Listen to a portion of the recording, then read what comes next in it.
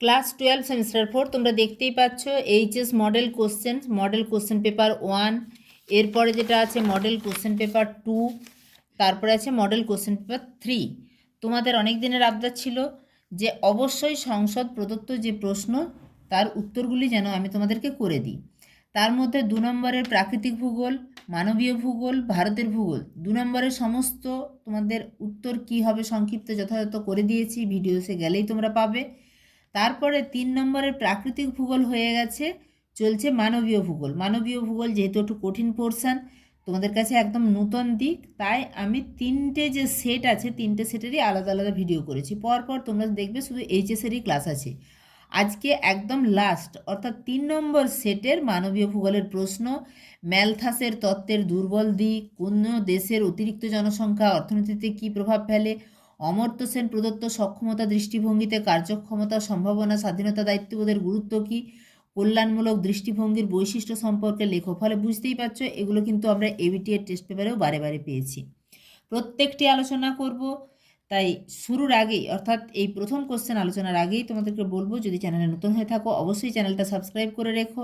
স্ক্রিনে দেওয়া নম্বরে আমাকে হোয়াটসঅ্যাপ করলে প্রাকৃতিক ভূগোলের সমস্ত নোটস অর্থাৎ 2 নম্বরে, 3 নম্বরের, 5 নম্বরের সমস্ত নোটস করে দেওয়া আছে। তোমরা যদি আমাকে মেসেজ করো আমি কিন্তু প্রাকৃতিক ভূগোলের নোটসগুলো পাঠিয়ে দিতে পারবো। যাই হোক, মানবীয় ভূগোল সেখানে 2 নম্বরের এবং 3 নম্বরের প্রশ্ন থাকবে। 3 নম্বরের আজকে বেশ গুরুত্বপূর্ণ প্রশ্নগুলি আলোচনা হতে চলেছে। অবশ্যই চ্যানেলে নতুন হলে চ্যানেলটা সাবস্ক্রাইব করে রেখো। গুরুত্বপূর্ণ এই তথ্য প্লাস ভিডিওটা বন্ধুদের মাঝে শেয়ার করে দিও এবং একটা লাইক করে দিও। চলো ম্যালথাসের তত্ত্বের দুর্বল দিকগুলো দেখে নিই। দেখো, ম্যালথাসের তত্ত্বের একদম প্রাথমিক দিকটা আমরা জানি যে ম্যালথাস বলেছেন জনসংখ্যা বাড়ছে গুণিতক হারে, কিন্তু খাদ্য উৎপাদন সেভাবে বাড়ছে না। এই ম্যালথাসের তত্ত্বটি অর্থনীতিবিদ এবং সমাজবিজ্ঞানীরা অযৌক্তিক, হতাশা এবং নৈরাশ্য পীড়িত বলে অভিহিত করেছেন। তার কারণ কি? তার কারণগুলো এক এক করে ব্যাখ্যা করব। তার তত্ত্বটি বিভিন্ন দিক থেকে সমালোচিত। প্রথমত, প্রযুক্তিগত উন্নতিকে তিনি অস্বীকার করেছেন। ম্যালথাস বলেছেন যে খাদ্য উৎপাদন একটা সীমিত বা খাদ্য উৎপাদন ধীর গতিতে বাড়ে, কিন্তু আমরা জানি যে বর্তমানে প্রযুক্তিবিদ্যার অভাবনীয় উন্নতির ফলে যেমন জৈব রাসায়নিক সার প্রয়োগ, উন্নত যন্ত্রপাতির ব্যবহার, জলসেচের সুবিধা, উচ্চ ফলনশীল বীজের ব্যবহার, কীটনাশকের ব্যবহার ইত্যাদির দ্বারা জমির উৎপাদন ক্ষমতা কিন্তু বেশ কয়েক গুণ বাড়িয়ে নেওয়া সম্ভব হয়েছে।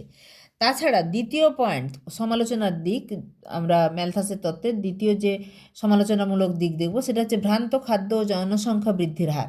ম্যালথাসের মতে 25 বছর অন্তর জনসংখ্যা, তোমরা ম্যালথাসের তত্ত্ব বারবার আলোচনা করেছি দেখেছো, তিনি বারবার 25 বছরটাকে একটা সূচক ধরিয়েছেন এবং এই 25 বছরে যেটা 25 বছরের কথা বলছিলাম, দেখো 25-25 করে এটা ম্যালথাসের তত্ত্ব, যেখানে জনসংখ্যা জ্যামিতিক বৃদ্ধি দেখানো হয়েছে এবং খাদ্য উৎপাদন এক্ষেত্রেও কিন্তু 25 বছর অন্তর অন্তর খাদ্য উৎপাদন বৃদ্ধি পায়, যেটা একদম 1, 2, 3, 4, 5, 6 এইভাবে। আর জনসংখ্যাটা 1, 2, 4, 8, 16, 32, 64, 128, 256 এইভাবে। এইটা কিন্তু কোথাও স্বীকৃত হয়নি, অর্থাৎ বিশ্বের কোনো দেশেই এই অনুপাতের হারের প্রমাণ পাওয়া যায়নি। তার মতে 25 বছরের যে জনসংখ্যা দ্বিগুণ হবে, মার্কিন যুক্তরাষ্ট্রে 100 বছরে, মেক্সিকো, ইরান, বাংলাদেশে 29 বছরেই দ্বিগুণ হয়ে গেছে, ব্রিটেনে 280 বছরে জনসংখ্যা দ্বিগুণ হয়েছে, ফলে কোনো দেশের সঙ্গেই মিলছে না। এছাড়া আরেকটা সমালোচনার দিক সেটা হচ্ছে পরিবহন ব্যবস্থার উন্নতি। পরিবহন ব্যবস্থার উন্নতির ফলে যেই দেশ খাদ্য উৎপাদনে স্বয়ংভর তারা কি করছে, খাদ্যদ্রব্য বিদেশে রপ্তানি করছে এবং বিদেশ থেকে অন্যান্য সামগ্রী আমদানি করে নিচ্ছে। আবার যারা খাদ্য উৎপাদনে স্বয়ংভর নয় কিন্তু অন্যান্য দ্রব্যে স্বয়ংভর, তারা অন্যান্য দ্রব্য বিদেশে রপ্তানি করছে এবং খাদ্যদ্রব্য আমদানি করে নিচ্ছে।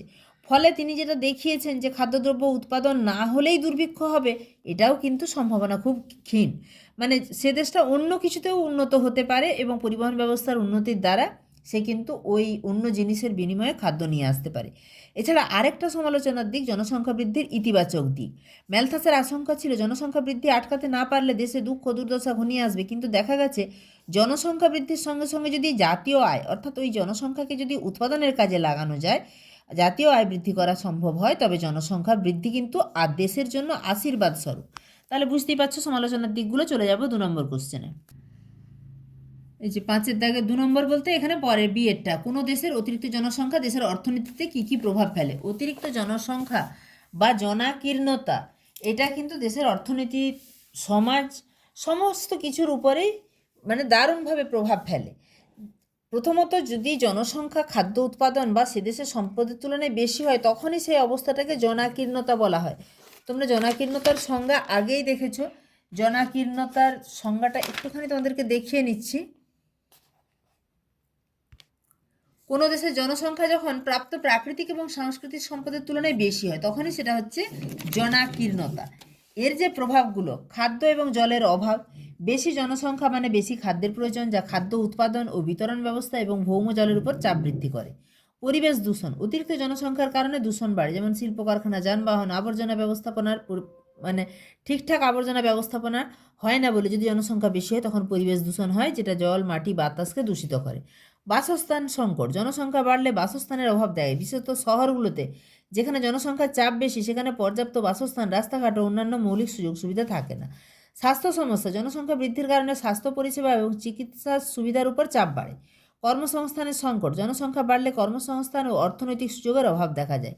সামাজিক সমস্যা, আমাদের অর্থনৈতিক সংস্কারগুলোর কথাই বলা হয়েছে, সেখানে আমরা খাদ্য জলের সংকট, পরিবেশ, বাসস্থানের সমস্যা, কর্মসংস্থানের অভাব, এছাড়া মেধার অপচয়, জনাধিক্যের কারণে কর্মসংস্থানের সুযোগ কমে যায়, এত বেশি মানুষকে চাকরি বা কাজের সুযোগ দেওয়া যায় না, তখন তারা আরও উন্নত দেশে চলে যায়, ফলে উন্নত মেধা অনেক সময় উন্নততর দেশে চলে যায়, ফলে ওই দেশটি মেধা থেকে বঞ্চিত হয়।